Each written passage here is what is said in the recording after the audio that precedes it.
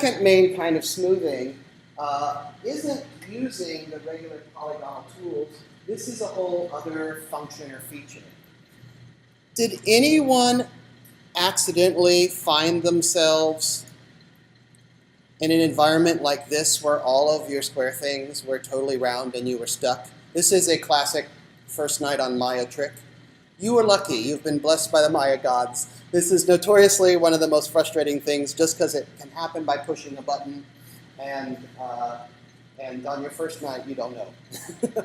So we are now entering, now we've talked about the QWER, which is the shortcuts for move, rotate, scale. So that's a good section to remember.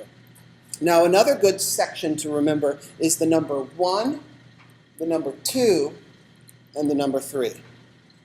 And what that does is any object you select, 1 is normal, 2 is an automatic smoothing, but it leaves a view of the actual object. And 3 is the smoothing with no view of the other object. So think of this like Illustrator, right? Illustrator allows you to have brushes. So you have a vector line, but then what appears is the brush. It's like an appearance on the thing. So in this way, the original geometry hasn't changed. The original geometry is still there. It's still the box, but just the appearance of it changes. Now, notoriously, this frustrates people because they hit 3 by accident, and then suddenly they have no idea how to get it back. I'm lucky you guys didn't have that experience. But this works very similarly to the smooth function as far as the kind of smoothing it does. Like, for example, if I select this one, second one, and add divisions, I select this one and add divisions to 2, and this one and add divisions to 3. If I select all of these and press the number 3, you will see that it smooths. The more divisions you have, the less it smooths. So I can see if you have some very simple geometry and you accidentally press 3, suddenly everything's going to look like a circle and you freak out and you call me at midnight.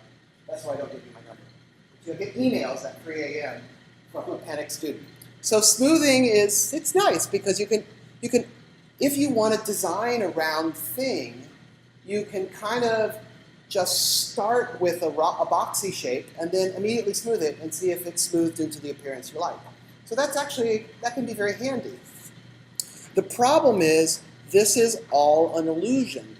If I send this to print, it will print the original box. So it is an illusion, it doesn't exist.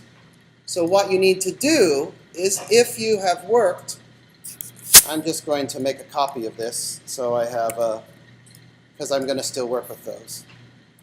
If you have something that you smooth and you want to turn it back into regular good old polygons the way God made them, you can go and you have to change the kind of object it is. So that is under Modify, Convert, Smooth Mesh Preview to Polygons. And I'm going to let that sit there for a while so you can follow the tree. Now, I've told you that only polygons 3D print, and that's the goal. So we're going to actually learn a couple of other ways to make shapes, which are great, but you always have to remember to convert them to polygons before you move on, because only polygons will 3D print. So if you want smooth things, you can use, and you don't want to go into some other kind of object, those polygonal manipulations that I showed you last round, good to go. Smooth it, send it, get it out of here. But if you have other ideas, you like working with this, or the third function I'm going to show you, is that you will need to always, if you're using a non-polygonal way of making forms or objects, you'll always need to convert them to polygons. And that's all of those functions are hidden under Modify, Convert, smooth mesh preview, like whatever, we're going to learn nerves, and we're going to look at displacement as well. So there's like a couple of different functions we'll look at today.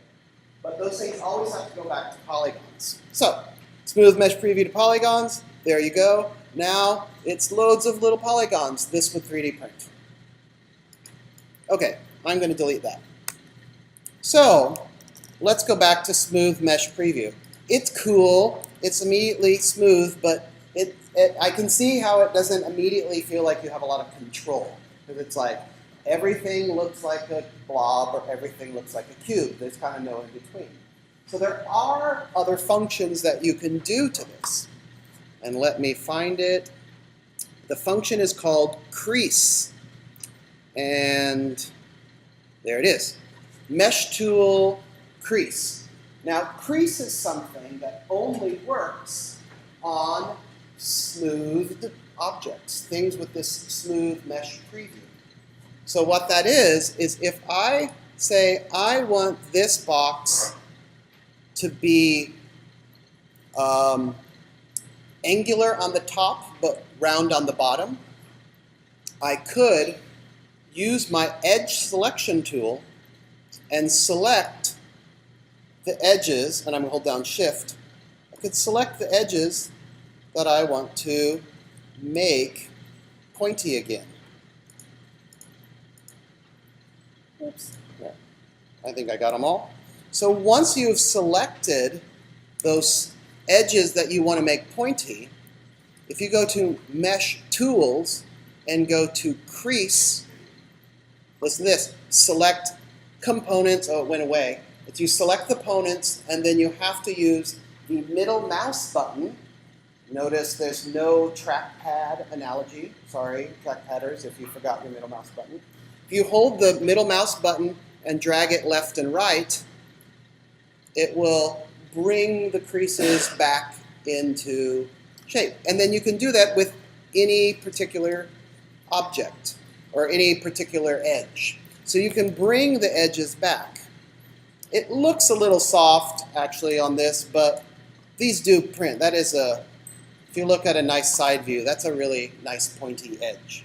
So you can actually use smooth mesh preview, but it will smooth everything.